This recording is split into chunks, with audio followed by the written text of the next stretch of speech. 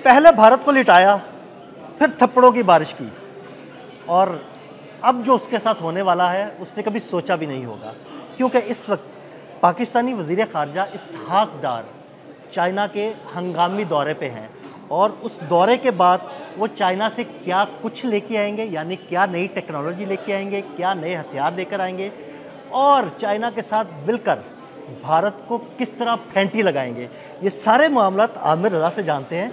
आमिर भाई, पाकिस्तान ने भारत की खूब धुलाई की, अब पाकिस्तानी वज़ीर ख़ारजा चाइना के दौरे पे हैं और उम्मीद की जा रही है कि बहुत सी नई टेक्नोलॉजी भी लेके आएंगे, असलहा भी लेके आएंगे, और एक ऐसा जाल भी बिछाया जा रहा है चीन के साथ मिलकर जो भारत कभी भी तोड़ने में कामयाब नहीं होगा। इस सारे मामले के बारे में हमारे नाजरीन को ज़रा बताइएगा। जी बिल्कुल, एक फंदा लगाया जा रहा है उस शाम को जो हर एक को डसता फिरता था, नाग देवता बने फिरता ये मोदी और मोदी सरकार के अज़ाइम हर एक को डस रहे थे।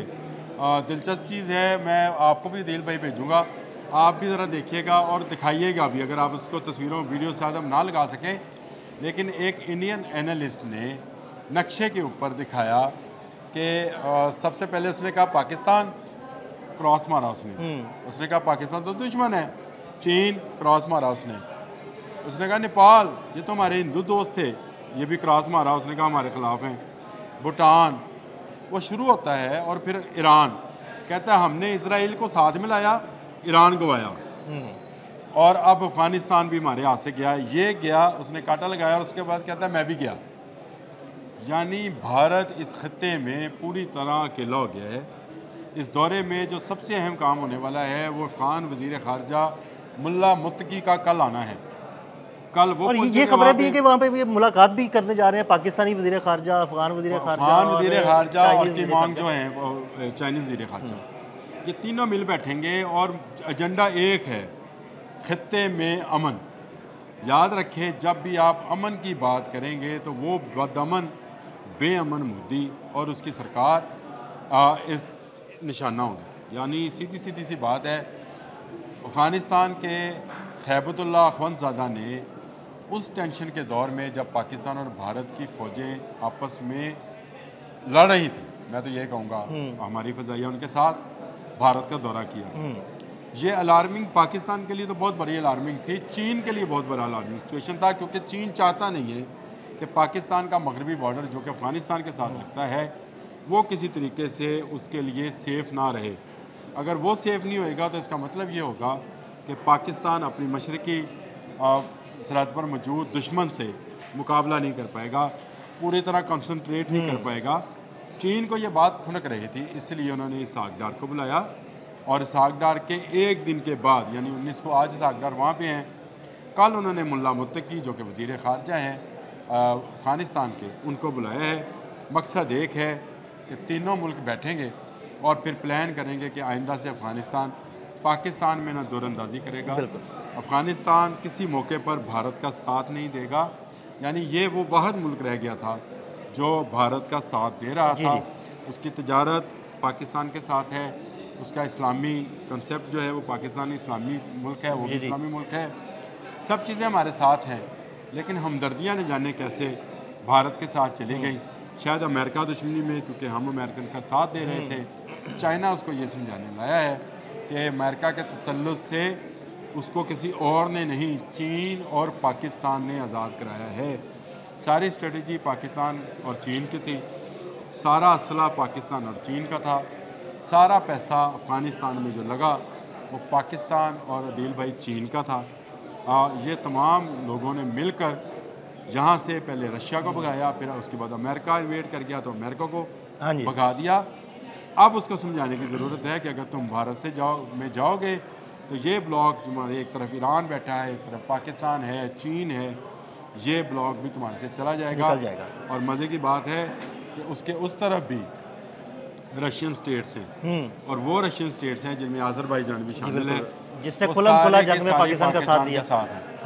तो इन हालात में अफ़गानिस्तान के लिए बेहतर है कि अगर वो साथ नहीं दे सकता तो खामोशी इख्तियार करें। लेकिन मेरा ख्याल है कि इस मरतबा बात उससे आगे है, क्योंकि चीन ने पाक भारत की कशीदगी के फौरी बाद जो है पाकिस्तान को बुलाया, और पाकिस्तान से फौरी बाद जो है अफ़गानिस्तान के वज़ीर ख़ारजा को बुलाया है, मुल्ला मुत्तकी को, और इससे जो नतीजा अखज़ होगा वो भारत के लिए बड़ा परेशान कुन होगा, क्योंकि मैंने एक दो तीन रोज़ पहले मैंने आपको बताया था कि वो अजगर, वो अज़दहा, वो ड्रैगन जिसको चाइनीज़ पूछते हैं, उसने अपना फंदा कसना शुरू कर दिया है।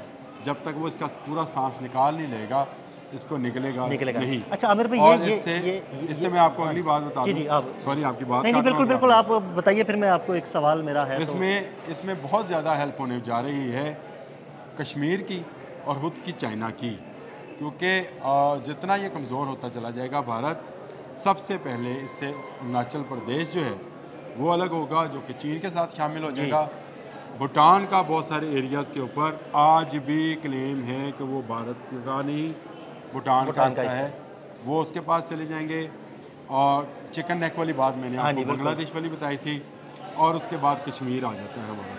तो कश्मीर की आज़ादी के लिए भी ये मुलाकात, ये तीनों वज़रा ख़ारजा का बैठना और इंडिया का तनहा हो जाना इस हिस्से में बहुत अहम। जी ठीक है, बिल्कुल। आप आमिर भाई, आपने बड़ी तफसील से ये चीज़ें बताई, लेकिन एक सवाल और भी है जो उठ रहा है कि वज़ीर ख़ारजा चाइना गए हैं और बहुत सारी कोई नई टेक्नोलॉजी भी लेके पाकिस्तान आएंगे। इस सवाले से भी हमारे नाज़रीन को ज़रा बताइए। देखिए, अब पहली बात यह है कि बहुत सारी चीज़ें ऐसी हैं जो डिस्क्लोज़ नहीं की जाती हैं, लेकिन एक टेक्नोलॉजी मैं आपको अभी भी डिस्क्लोज़ कर सकता हूँ, और वो है चीन के जो 40 सैटेलाइट्स हैं उनके साथ पाकिस्तान कोलैबोरेट करने लगा है। और ये सैटेलाइट हमारे काम आए थे इस मई वाली जंग के अंदर, जो 6 और 7 मई को भारत ने की थी। अब चीन और पाकिस्तान मिलकर जो है कोलैबोरेशन करेंगे। पाकिस्तान का दिफा चीन के सैटेलाइट जो हैं वो मॉनिटर किया करेंगे, और पाकिस्तान के ख़िलाफ़ होने वाला हर खतरा जो है उसको ना सिर्फ भांपेंगे, बल्कि एक टेक्नोलॉजी है, मैं आपसे कह रहा था कि डिस्क्लोज़ ना भी करें, तो चीन सैटेलाइट से मिसाइल फेंकने की टेक्नोलॉजी जो है उसमें भी पाकिस्तान को शराकतदार करने लगा है। कि अगर पाकिस्तान पर हमला होगा तो ऐसी जगह से मिसाइल आएगा जो शायद किसी दूरबीन ने भी नहीं देखी होगी। सैटेलाइट मिसाइल्स हैं, इन पर अलग से आप कर लीजिएगा कि ये कितना बड़ा ख़तरा है पूरी दुनिया के लिए, और इस रफ्तार से हमला करेंगे कि दुनिया का कोई ऐसा सिस्टम जो इंटरसेप्टर है, जैसे S-400 आजकल हमें नाम आता है, वो भी इसको इंटरसेप्ट नहीं कर सकेगा। ना अमेरिका, ना इसराइल, ना इंडिया कोई या रशिया, कोई मुल्क जो है उस सैटेलाइट से आने वाले मिसाइल का मुकाबला नहीं कर सकता। तो मैंने आपसे पिछला भी लॉग किया, तो मैंने आपसे कहा था कि इस खत्ते के समंदरों पे, ज़मीन पे, फ़ज़ा में जो है चीन का और पाकिस्तान का कब्ज़ा होने जा रहा है, हला पे भी इन्हीं का कब्ज़ा होने जा रहा है। और आने वाले वक्त में ये जो जंग है ये हला से भी लड़ी जाएगी, फ़ज़ा से भी लड़ी जाएगी, ज़मीन से भी, और समंदर के पानियों से भी। भारत को हम नहीं छोड़ेंगे, और पाकिस्तान के साथ चाइना कंधे से कंधा मिलाकर खड़ा होगा। आमिर रज़ा ने बड़ी तफसील के साथ इन चीज़ों के बारे में आपको बताया। अदील अहमद और आमिर रज़ा को इजाज़त दीजिएगा। अल्लाह हाफ़िज़।